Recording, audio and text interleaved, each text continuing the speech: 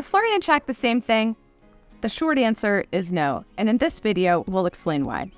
Granular chlorine, liquid chlorine, chlorine tablets, and granular shock all have similar active chemicals that sanitize your pool water. What's different about shock is the strength of the chemical and how you're supposed to use it. So how much chlorine do you need to shock a pool? Unfortunately, you can't shock your pool with a 3-inch chlorine tablet. Common chlorine sanitizing products are great for maintaining chlorine levels, but not necessarily eliminating new waste, algae, and bacteria. A good shock product should raise the free available chlorine level above 5 parts per million for several hours to destroy bacteria and chloramines. If you have visible algae in your water, you may need to double or triple the normal dosing.